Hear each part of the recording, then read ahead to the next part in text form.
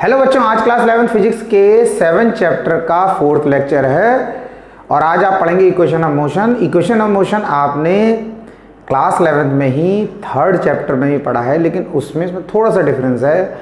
3rd chapter में जो आपने इक्वेशन ऑफ मोशन ड्राइव किया उसमें कैलकुलस मेथड भी था, यानी कि आपने इंटीग्रेशन मेथड से इक्वेशन ऑफ मोशन भी ड्राइव किया होगा और आपने ग्राफिकल मेथड से भी इक्वेशन ऑफ मोशन ड्राइव किया। लेकिन वो इक्वेशन थी v = u + at, s = ut + ½ at², यानी कि ऑब्जेक्ट एक स्ट्रेट लाइन में चल रहा था कांस्टेंट एक्सेलरेशन से। यहाँ पर क्या है, यहाँ रोटेशनल मोशन की बात चल रही है, तो 7 चैप्टर है और इसमें भी हम उसी टाइप की इक्वेशन ऑफ मोशन को ड्राइव करेंगे, लेकिन यहाँ पर जो इक्वेशन ऑफ मोशन होंगी वो रोटेशनल मोशन में हमें ड्राइव करनी है।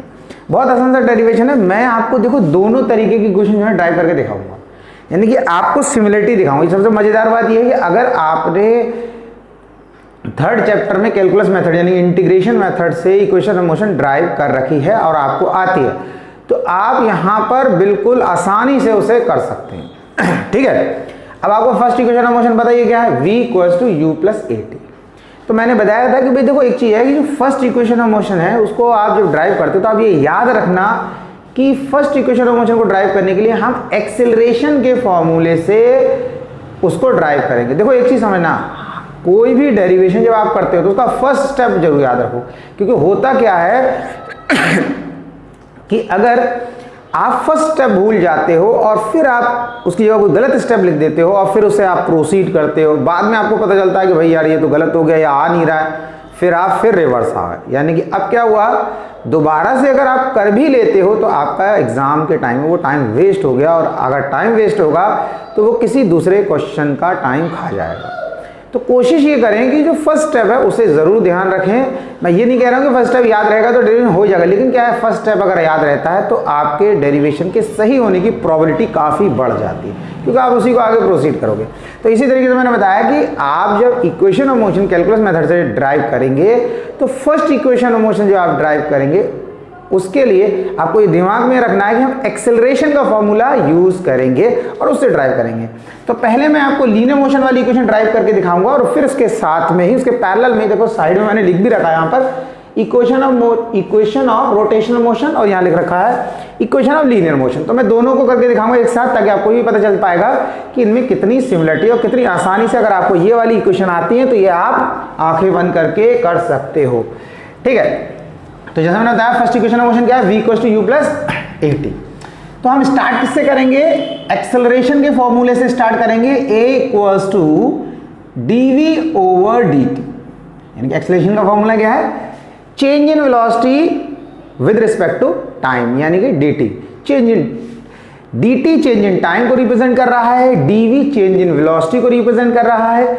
एक चीज मैं पहले भी बता चुका हूं, आप बच्चों ये बात ध्यान रखना, कहीं पर लिखा होता है dt और कहीं पर लिखा होता है डेल्टा t और कहीं पर लिखा है ये dt। अब मुझे नहीं पता ये डेल्टा t कितना है, मुझे नहीं पता ये dt कितना है, लेकिन मुझे एक बात पता है कि इसमें से ये dt डेल्टा t से कम है। तो dt जो होता है चेंज इन टाइम को रिप्रेजेंट करता है, लेकिन जो टाइम इंटरवल होगा वो बहुत ज़्यादा कम होगा, डेल्टा t कंपैरिजन में बहुत ज़्यादा कम होगा। ठीक है, अब इसको एक चीज़ समझना है, यहाँ पर एक्सेलरेशन = dv/dt, इसको हम इंस्टेंटेनियस एक्सेलरेशन भी बोलते हैं, एक्सेलरेशन को हम इंस्टेंटेनियस एक्सेलरेशन भी बोलते हैं। अब हमने क्या करना है, क्रॉस मल्टीप्लाई कर दिया भाई, यहाँ कर लिया dv = और a को dt से, यानी a के नीचे क्या है, मान लिया 1 मान लिया, तो dv को इस 1 से मल्टीप्लाई कर दिया तो dv हो गया, इस a को dt से मल्टीप्लाई कर दो तो क्या है, a dt हो जाएगा। बात समझ में आ गई? ठीक है, हाँ, कोई भी दिक्कत हो बताना है। अब क्या करना है, हमें इंटीग्रेट करना है। अब दोनों तरफ हमने इंटीग्रेशन का साइन लगा दिया, ठीक है, ऐसे दोनों तरफ लगा दिया। अब एक चीज समझो, इसमें क्या होता है, अधिकतर क्या है जो हम इंटीग्रेशन करते हैं वो जो जैसे इक्वेशन ऑफ मोशन में ड्राइव की उसकी बात करें, वहां पर हमने डेफिनेट इंटीग्रेशन करा, यानी कि उसमें लिमिट लगी थी। आपने पढ़ा होगा इंटीग्रेशन में एक इंटीग्रेशन होता है लिमिट वाला, यानी कि इसके नीचे भी कुछ लिखा होता है, ऊपर भी कुछ लिखा होता है। तो ऐसा इंटीग्रेशन क्या कहलाता है, डेफिनेट इंटीग्रेशन। और एक इंटीग्रेशन होता है जिसमें ऊपर नीचे कुछ नहीं लिखा है, इसी टाइप से, तो वो क्या कहलाता है, इनडेफिनेट। तो हमें क्या करना है, यहाँ पर डेफिनेट इंटीग्रेशन करना है। अब एक चीज समझो, यहाँ पर हमें लिमिट्स लगानी। अब लिमिट्स का भी कॉन्सेप्ट थोड़ा समझना है बच्चों। यहाँ लिखा है डी, तो डीवी से पता चल रहा है कि वेलोसिटी में चेंज आ रहा है, वेलोसिटी में चेंज आ रहा है। तो इनिशियल वेलोसिटी ऑब्जेक्ट की कितनी थी, वो थी u, तो हमने u नीचे लिख दिया। और फाइनल वेलोसिटी ऑब्जेक्ट की, वेलोसिटी में जब चेंज आया तो वो कितनी होगी v, तो हमने ये v ऊपर लिख दिया। बात समझ में आ गई। लिमिट लगाने का तरीका होता है जहां से आप चले वो लिमिट नीचे लगेगी, जहां आप पहुंचे या फाइनल पॉइंट की बात कर रहे हैं वो लिमिट ऊपर लगेगी। तो अब हमने मान लिया इनिशियल वेलोसिटी ऑब्जेक्ट की कितनी है u, जब उसमें चेंज आया तो फाइनल कितनी होगी v, ठीक है। अब इस साइड आगे देखो एक्सेलरेशन क्या होता है, एक्सेलरेशन वेरिएबल भी हो सकता है, लेकिन ये जो इक्वेशन ऑफ मोशन है जब ये आप ड्राइव करते हो तो हम ये कंसीडर करते हैं कि एक्सेलरेशन क्या है, कांस्टेंट है। ये इक्वेशन का नाम ही है equation of uniformly accelerated motion. अगर ये जो इक्वेशंस आपने पढ़ी है चार, इन चार की बात कर रहे हैं तो इनका नाम क्या है, equation of uniformly accelerated motion, यानी कि यूनिफॉर्म एक्सेलरेशन हो रहा है, एक्सेलरेशन में कोई वेरिएशन नहीं हो रहा है, एक्सेलरेशन कैसा कांस्टेंट है। तो एक्सेलरेशन वेरिएबल हो सकता है, लेकिन इन इक्वेशंस में एक्सेलरेशन को हम कांस्टेंट कंसीडर करते हैं। बात समझ में आ रही है। जैसे कोई कंडीशन है, एक ऑब्जेक्ट चल रहा है, उसका अभी एक्सेलरेशन कुछ है, आगे कुछ है, आगे कुछ है, ऐसा हो सकता है। पर यहां पर की बात किसकी कर रहे हैं कि यहां पर एक्सेलरेशन कांस्टेंट है, ये हमने कंसीडर करा है। कंसीडर करते हैं जब हम इन इक्वेशंस को ड्राइव करते हैं।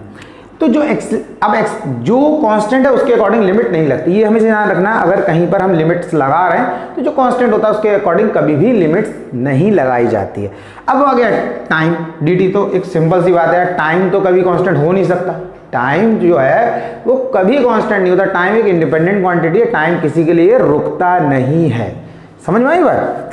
तो अब जब ऑब्जेक्ट की velocity u, initial velocity u, तो टाइम कितना था उस समय 0, यानी कि हमने मान लिया 0 का मतलब स्टार्ट हो रहा है, इनिशियल, ठीक है। उसके बाद जब ऑब्जेक्ट की वेलोसिटी हो गई v, तो टाइम कितना था t, तो ये इस तरीके से हमने लिमिट लगाया, यही तरीका है लिमिट लगाने का। अब dv का इंटीग्रेशन क्या होता है v, अब ये ध्यान रखना है dv का इंटीग्रेशन v, dx का x, dl का l, इस तरीके से होता है, ठीक है। और स्क्वायर ब्रैकेट लगाना है यहाँ पर। अब जो लिमिट नीचे लगी है उसको लोअर लिमिट, तो उसको नीचे लगा दो, जो ऊपर लगी है उसको एज इट इज लगा दो, ठीक है। एक्सेलरेशन कांस्टेंट है तो इसे पहले लिखेंगे, इंटीग्रेशन का साइन लगाएंगे 0 से t, और ये dt कर दिया। इस v के प्लेस पर ये अपर लिमिट लगा दिया, v अपर लिमिट, इस v को हटाया, ये v रख दिया, माइनस ये फॉर्मूले का लगाया, ये कहाँ का आया, फॉर्मूले का माइनस, और इसकी जगह पर फिर ये पुट कर दिया, ये आ गई। इतनी बात समझ में आ गई, इक्वल्स टू a। अब dt का इंटीग्रेशन क्या हो जाएगा t, मैंने बताया dt का t, dx का x, dl का l, ऐसे, ठीक है, कोई टेंशन लेने की जरूरत नहीं है। और नीचे लिमिट लगाई 0, ऊपर लगा दी t, इसको ऐसे लिख दिया v minus u equals to a। इस t के प्लेस पर ये वाला t रख दिया, ठीक है। तो अब ऐसा करते हैं, थोड़ा सा मैं इसका डिजाइन चेंज कर देता हूँ, इसको ऐसे कर देता हूँ। अब आपको इस t का शक्ल सूरत इसकी दोनों की अलग अलग रही होगी, ठीक है, थोड़ा शेप चेंज हो गया। अब क्या हो रहा है, लिख कैसा भी सकते हैं, ऐसा कुछ नहीं है, वो आपको थोड़ा समझ में आएगा, इसलिए मैंने इसको ऐसा लिख दिया। इस टी को हटाया, ये टी लिख दिया, तो देखो ऐसा लिख दिया, तो आपको पता चल रहा होगा कि भाई ये टी इस शेप को बनाया, तो इसको हटा के ये रखा, माइनस फार्मूले का लगाया, इस टी की जगह ये रख देना है, 0 हो गया, बस हो गया काम। v minus u equals to a t, और v इक्वल्स टू इस u को राइट हैंड साइड लेके चले जाओ, हो गया काम, ठीक है, ये हो गया। तो v equals to u plus a t हो गया। बात समझ में आ गई। अब देखो किस तरीके से हम बिल्कुल इसी की कॉपी करते हैं, ठीक। लीनियर एक्सेलरेशन की जगह पर एंगुलर एक्सेलरेशन आ जाएगा, दैट मींस अल्फा, ठीक है, इक्वल्स टू dv लिखा है चेंज इन वेलोसिटी, तो लीनियर वेलोसिटी की बात कर रहे हैं तो यहां आ जाएगा एंगुलर वेलोसिटी d ओमेगा, क्योंकि एंगुलर वेलोसिटी को ओमेगा से रिप्रेजेंट करते हैं। अब वेलोसिटी में अगर आ रहा है चेंज तो उसको लिख देंगे d ओमेगा। अब भाई टाइम को तो भैया ऐसे लिखेंगे, ये dt की जगह dt लिखेंगे, सेम हो गया। अब क्रॉस मल्टीप्लाई कर दो, d omega equals to alpha को इससे मल्टीप्लाई कर दो, अल्फा dt, देखो सेम है, dv सेम ऐसे चला मामला। अब उसको इंटीग्रेट करेंगे, इंटीग्रेशन का साइन लगाया, d ओमेगा इक्वल्स टू दोनों तरफ इंटीग्रेशन का साइन, ठीक। अब d ओमेगा किसको रिप्रेजेंट कर रहा है, एंगुलर वेलोसिटी को, एंगुलर वेलोसिटी में चेंज आ रहा है, तो जो इनिशियल एंगुलर वेलोसिटी, इसमें क्या होता था, dv वेलोसिटी में चेंज आ रहा है, लीनियर वेलोसिटी की बात करें तो इनिशियल वेलोसिटी u थी, फाइनल वेलोसिटी v, तो इसमें इनिशियल एंगुलर वेलोसिटी को हम ओमेगा नॉट से रिप्रेजेंट करेंगे, ओमेगा नॉट लगा देंगे, ठीक है, और ऊपर क्या लगाएंगे, ओमेगा लगाएंगे, ठीक।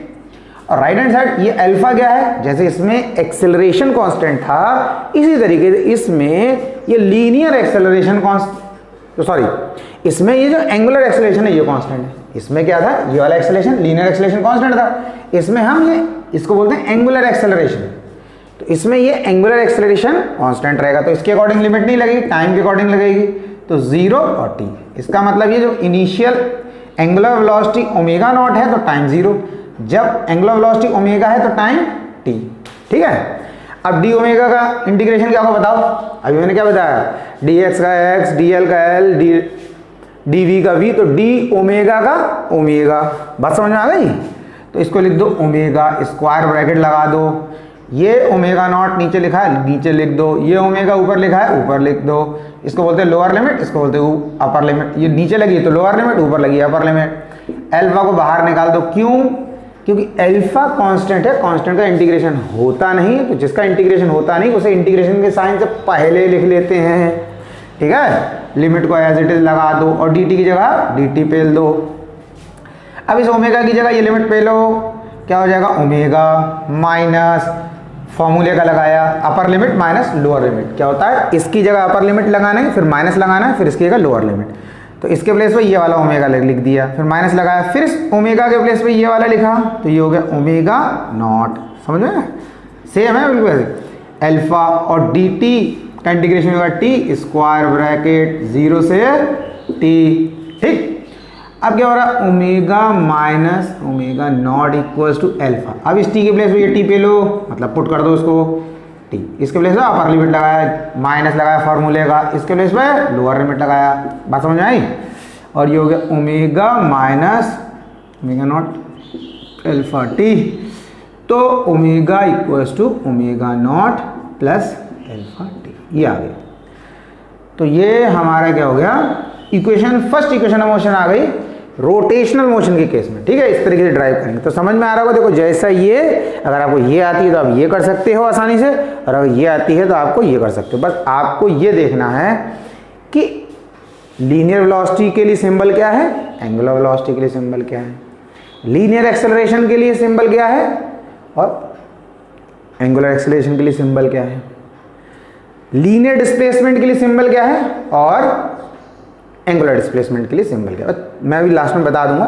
मैं बहुत आसान से चीज़ बताता हूँ, तो अब थोड़ा सिंबल पे ध्यान दें कि अगर हम लीनियर वेलोसिटी को v से रिप्रेजेंट कर रहे हैं तो हम एंगुलर वेलोसिटी को ओमेगा से कर रहे हैं, अगर लीनियर वेलोसिटी इनिशियल है u से रिप्रेजेंट कर रहे हैं तो इसको ओमेगा नॉट से रिप्रेजेंट कर रहे हैं, लीनियर एक्सेलरेशन को हम a से रिप्रेजेंट कर रहे हैं तो एंगुलर एक्सेलरेशन को अल्फा से कर रहे हैं, और लीनियर डिस्प्लेसमेंट को हम s से कर रहे हैं तो एंगुलर एक्सेलरेशन को, एंगुलर डिस्प्लेसमेंट को हम थीटा से कर रहे हैं, बस ये आपको 4 याद रखना है। अब देख लो सेम है, लेकिन जहां पर इन इक्वेशंस में जहां पर u आएगा वहां पर ओमेगा नॉट आएगा रोटेशन मोशन के केस में, जहां पर v आएगा वहां ओमेगा आएगा, जहां पर a आएगा वहां अल्फा आएगा, जहां s आएगा वहां पर थीटा आ जाएगा, ये अब आसानी, अगर ये चीज आपको समझ में आ गई तो आप फॉर्मूला तो बिना याद करे याद हो जाएगा, अगर आपको लीनियर इक्वेशन वाले फॉर्मूले याद हैं तो रोटेशन वाले आप खुद बना दोगे अगर आपको ये चीज़ समझ आ रही है, ठीक है, तो नोट कर लो बच्चों।